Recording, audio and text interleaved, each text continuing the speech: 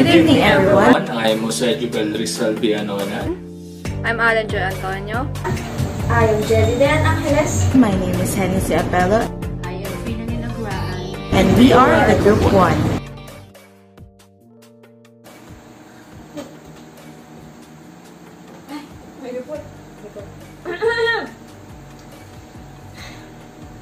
Hello everyone. We are about to discuss to you what is social preparation phase. So social preparation phase is the first phase in community organizing. This is where the community organizers engage in institutional preparations for preliminary social analysis in the community. So there are 6 stages under this phase. So the first one is selection of the area. Second, community entry.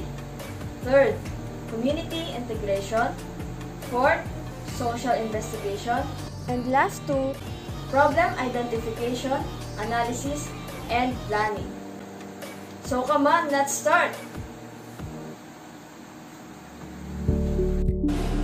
What's up to all of you guys? Ako nga po pala si Jose at nandito po ako para ipaliwanag sa inyo or ipaalam sa inyo kung ano nga ba yung mga factors na kailangan nating i-consider for choosing an area where we can implement or we can practice community organizing.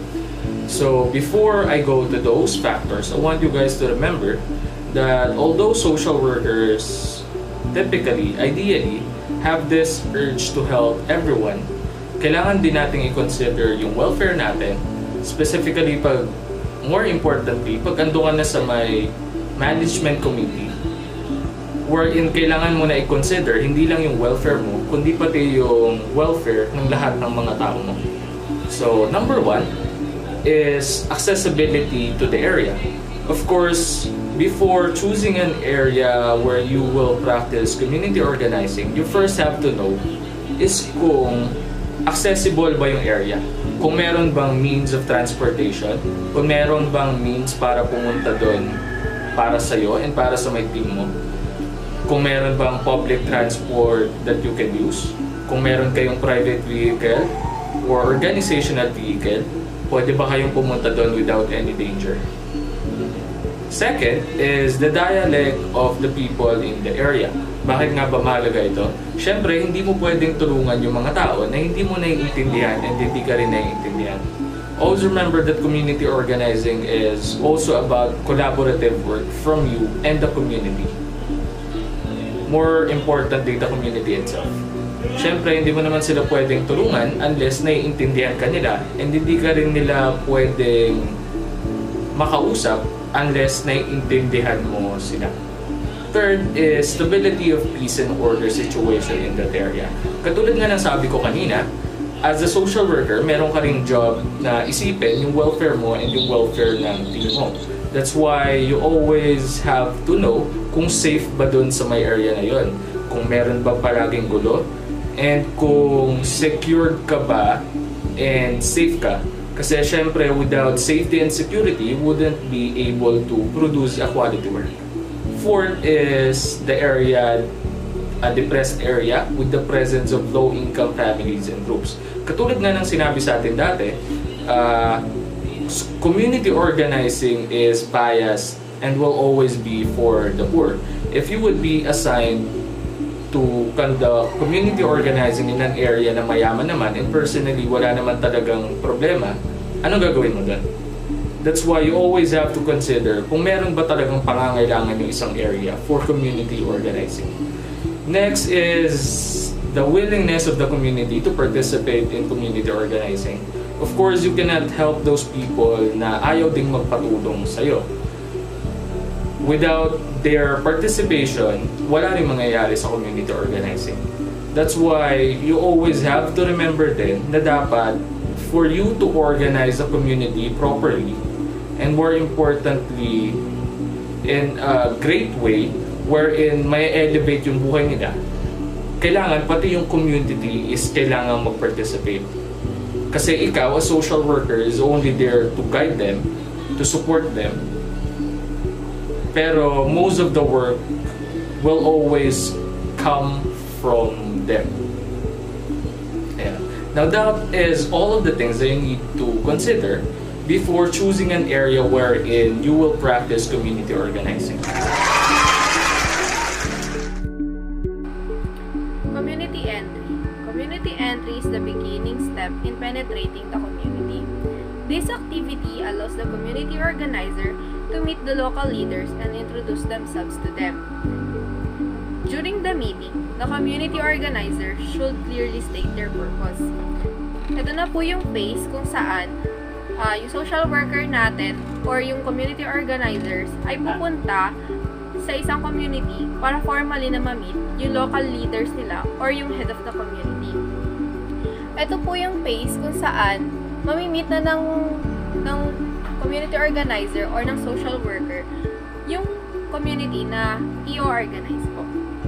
At during sa meeting, kailangan ma-propose, ma-discuss, or ma-explain na ng social worker kung ano ba ang purpose or ano ba ang goal ng pagkakaroon ng community organizing sa kanilang komunidad. Specifically, they must state the nature and objectives of their presence in the community and the activities that may be undertaken along with it. During sa meeting, kailangan masabi na rin ng community organizer or ng social worker kung ano ba yung dapat nilang i-expect na gagawin or yung mga parte ng plans na maaring ma-experience ng mga nasa community para hindi na sila mabibigla o hindi sila magkakaroon ng takot sa kung ano ba yung nilalaman ng goal or ng objective ng isang community organizing. After ma-discuss ng social worker or ng community organizer ang purpose, objective, at mga activities na maaaring ma-experience ng community, dito na papasok yung formal agreement or yung kasunduan ng community organizer at ng leader. Sabi dito, during this step, the community organizers may acquire the formal acceptance of the community leaders of their integration in the community and the entire process that they will be doing during their stay in the community. Bakit po ba mahalaga na magkaroon ng formal agreement ang head of the community or local leaders kasama yung community organizer or ng social worker? Mahalaga ang formal agreement dahil dito makikita ang mga legalities ng mga activities na magagawa sa community. At hindi rin pwedeng mag-start ng community organizing kung hindi nagkakaroon ng maayos na relationship ang community leader at ang social worker or the community organizer. Magkakaroon kasi ng future conflict ang isang activities or ang community organizing sa isang lugar kung walang formal agreement or hindi nagkakasundo yung community at yung community organizer. Thank you!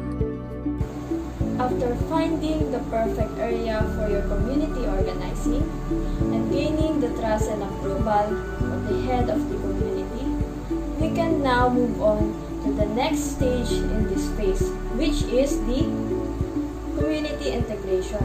So first, what is community integration? The community integration is an activity that allows community organizers to know and understand better the people in their selected community. Such as their history, their norms, their culture and traditions, and most importantly, the livelihood of the people that live in that community. So, syempre, paano ka nga ba magkakandak ng isang community organizing sa lugar na wala kang kaalaman o hindi mo kilala yung mga tao at wala kang ideya sa paraan ng pamumuhay nila doon? Sabi nga ni Aay kanina, dapat inaalam mo yung lugar and dapat pinafamiliarize mo yung sarili mo. And sabi naman ni Ahhlen, dapat may maayos na relationship ka doon sa head ng community. So, syempre, after mong makuha yung trust ng head ng community, dapat ma-familiarize mo din ang sarili mo doon sa mga tao and mag-gain mo rin yung trust nila. So, dapat gumawa ang isang community organizer ng iba't ibang activity para lubusang maintindihan yung mga tao, and in that way, the community organizers can be fully connect doon sa mga tao and collaborate with them more effectively. So, sabi dito, through integration, community organizers can establish rapport with the people. What this means is that community organizers must gain the trust of the people and be comfortable with those people para walang ilangan o walang awkwardness dun sa pagitan nilang dalawa. Dapat din magkaroon ng maayos na relasyon, komunikasyon at kasunduan sa pagitan ng community organizers at mga tao sa napili niyong komunidad. In that way, mas less ang magiging conflict sa future and yung mga problema na makakarap nyo is masusolusyonan nyo kaagad kung nagkakasundo ang isa't isa. And this can be done through living with the chosen community and observing the livelihood activities of the people. Wherein, pwede kang mag-conduct ng iba't ibang activity like pwede kang mag-interview ng mga tao, individual, pamilya o di ka naman institusyon doon sa komunidad na yun. And pwede ka rin mag-conduct ng house-to-house visits. Or you can also join and participate sa different activities and community gatherings doon. Habang nakikisalamuha ka sa kanila, unti-unti mong malalaman o maiintindihan ang history ng kanilang kabuhayan at makakakuha ka ng mga impormasyon na magagamit mo sa community organizing. At dagdag pa doon, mas lalong lalalim ang pag-unawa mo sa kanila na kung saan makakatulong ito sa paggawa o pag-come up mo ng idea bilang isang organizer sa mga activities na gagawin.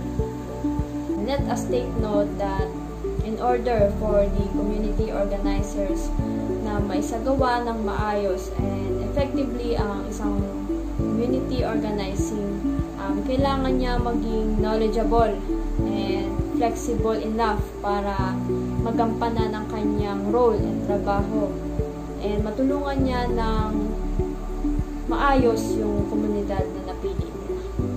That's all. Thank you.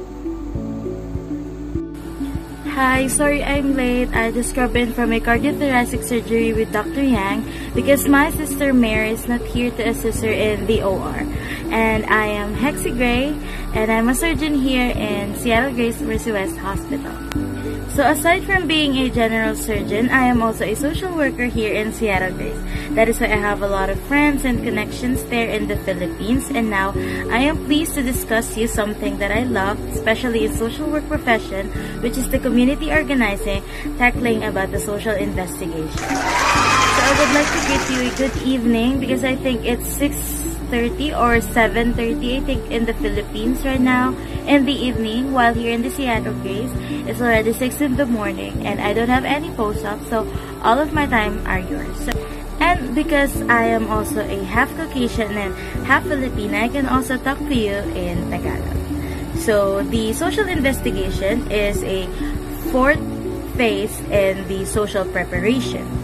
So based on what you can see in the PowerPoint, a social investigation allows the community to gather social, political, economic, cultural, spiritual, environmental, and gender information about the community.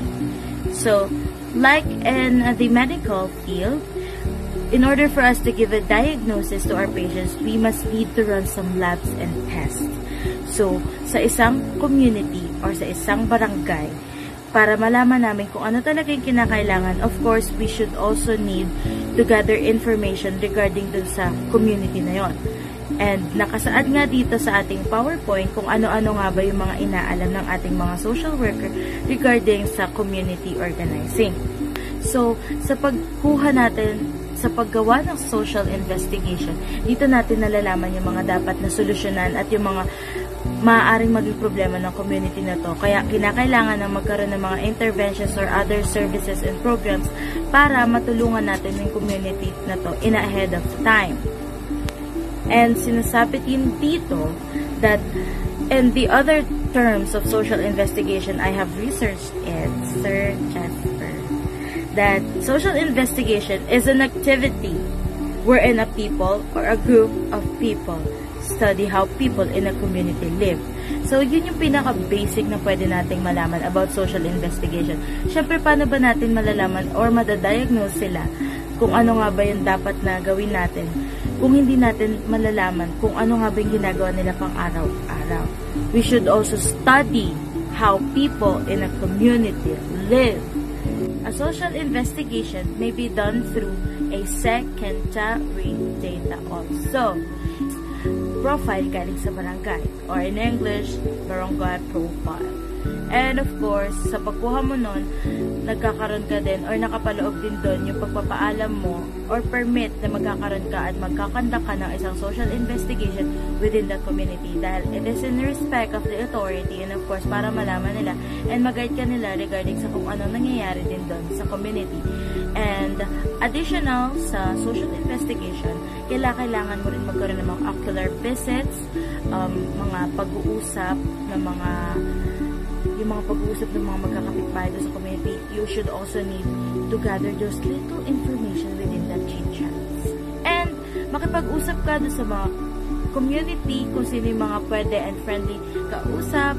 And of course, gather some surveys regarding sa kung ano nga ba talaga yung gusto nila gawin dun sa community. Sinasabi nga dito na during this step sa social investigation, kailangan magkaroon na ng spot map ang social worker para malaman niya yung physical structure ng community. And ang social investigation ay isa sa mga phase kung saan doon nakasalalay yung mga susunod na steps para magkaroon talaga ng planning and the mga interventions and programs and services na kinakailangan sa isang community. So, kailangan magkaroon tayo ng maganda at maayos na social investigation dahil doon tayo pupunta sa susunod na topic which is the problem identification and analysis.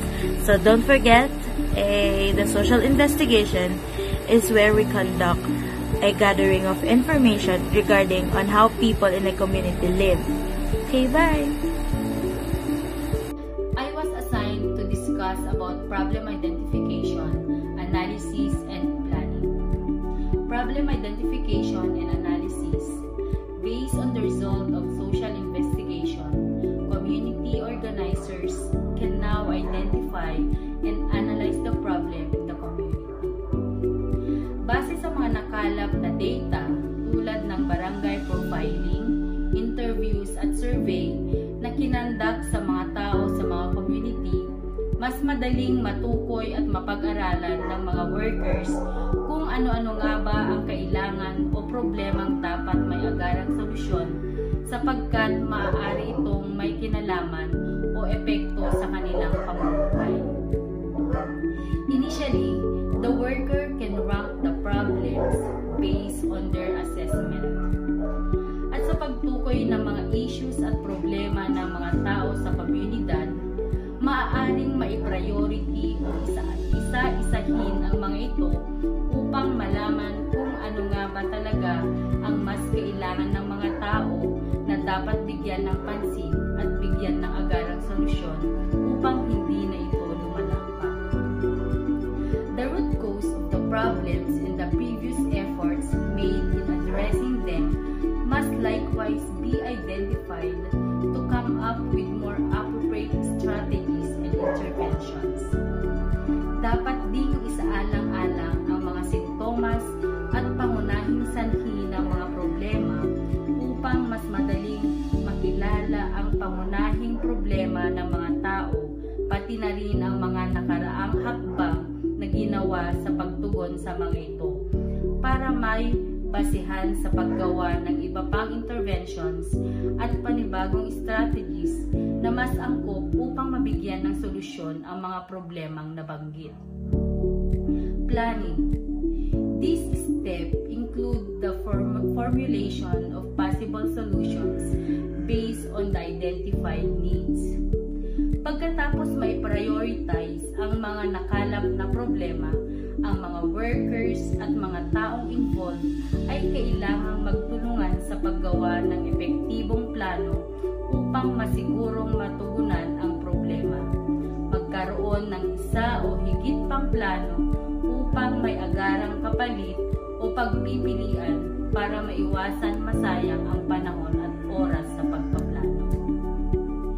This can be articulated through an action plan which include the objectives, activities, resources needed, person responsible, and expected output.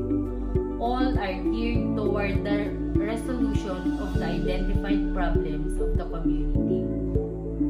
At pagkatapos ng masusing pagpaplano ng mga taong involved para ma-materialize ang lahat, gagawa ito ng action plan kasama ang mga objectives, activities, resources needed, person responsible na kung saan nakabatay o nakatuon sa mga natukoy na problema sa community. Ang action plan ay dapat maliwanag at naiintindihan din ng mga tao sa komunidad. Yun lamang po at maraming salamat.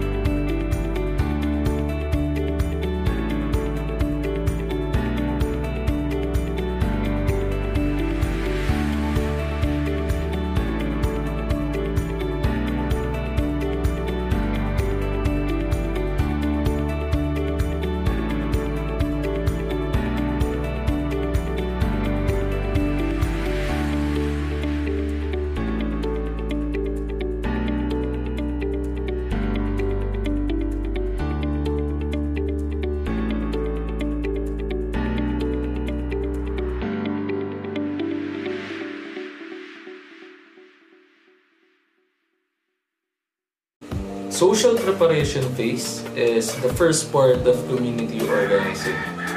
And it is a fundamental part of community organizing simply because it lays the foundation, it lays the strategies na mga gagamitin natin once na-deploy na tayo dun sa may field.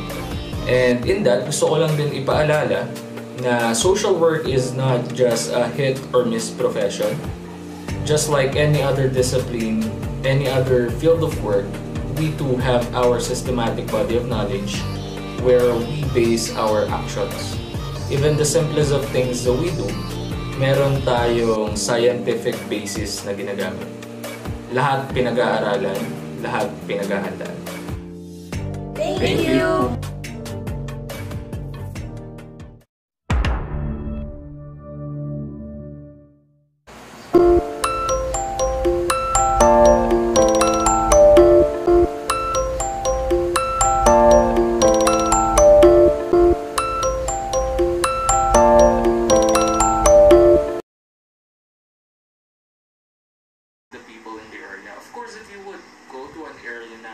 hindi mo naman sila naiintindihan and hindi ka rin nila naiintindihan, paano kayo magtutulungan? Paano mo sila tutulungan? Paano mo sila i-organize without expressing the things that you have to say? Diba? So,